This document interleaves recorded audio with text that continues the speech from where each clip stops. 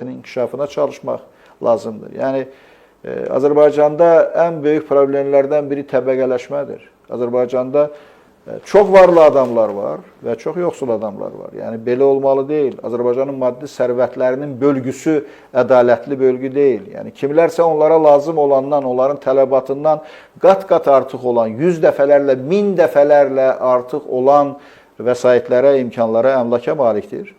Belə bir şəraitdə o əmlakdan istifadə də olunmur, o vəsaitlərdən istifadə də olunmur. Amma Azərbaycan əhalisinin böyük bir hissəsi yalnız dolanışıq barədə düşünür, yalnız belə doyunca yemək barədə düşünür, yalnız övladının paltarını, ayaqqabısını almaq barədə düşünür. Belə olmamalıdır. Yəni, bu korrupsiyaya son qoyulmalıdır, bu rüşvətxorluğa son qoyulmalıdır. İndi bəzi bizim dostlarımız Qarabağa səfər edirlər. Onlar Zəngəzur bölgəsində olublar, Zəngilanda, Cəbrayılda, Füzulidə, Laçında. Yaxşı əhval-ruhiyyədə qayıdıblar ki, orada yollar tikilir, evlər tikilir, tikinti işləri gedir. Amma təbii ki, hər kəsin də dediyi bir fikir var, bir söz var ki, həddən artıq yeyinti var, həddən artıq vəsaitlərin mənimsənilməsi var. Məsələn, elə yazıldı, sosial mediada da getdi, mətbuatda da bu məsələlərə toxunuldu. Məsələn, orada tikilən 180 min manata tikilən evlərdən daha yaxşı evləri şirkətlər reklam verirlər, 80 minə, 70 minə tikirlər. Yəni, bu evlər 2 dəfə baha tikilirsə, 3 dəfə baha tikilirsə, o vəsaitlər mənimsənilir, bu məsələlərə nəzarət etmək lazımdır. Yəni, bu məsələlərin qarşısının alınması lazımdır. İstənilən yerdə müəyyən qədər yeyinti ola bilir. Qarabağda olması çox acıdır. 3%, 5%, 70%, 100%, 150% yeyinti olması, bunlar hamısı nəticə etibarilə Azərbaycan cəmiyyətinə məxsus olan vəsaitlərdir.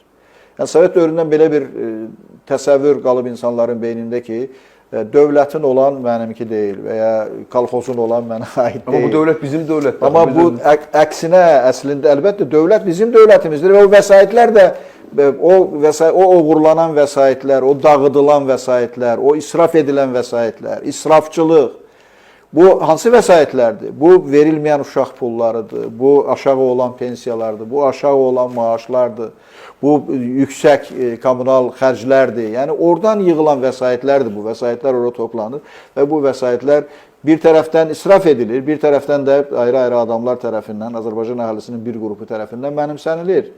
Və bu ədalətsiz bölgüyə görə Azərbaycan cəmiyyətində çox ciddi gərginlik var, insanlarda çox ciddi narahatlıq var, narazılıq var. Yəni, hər kəs hesab edirdi ki, Qarabağ müharibəsində qalib gəlib ərazilərimizi işğaldan azad etdikdən sonra Azərbaycan başqa bir Azərbaycan olacaq. Azərbaycanda insanlar daha mehribanlaşacaq, insanların əsəbləri sakitləşəcək, insanlar qürurlu olacaqlar, özlərini xoşbəxt hesab edəcəklər, həyat səviyyəsi yaxşılaşacaq, çünki müharibə çox böyük vəsaitlər tələb edən bir hadisədir. Təbii.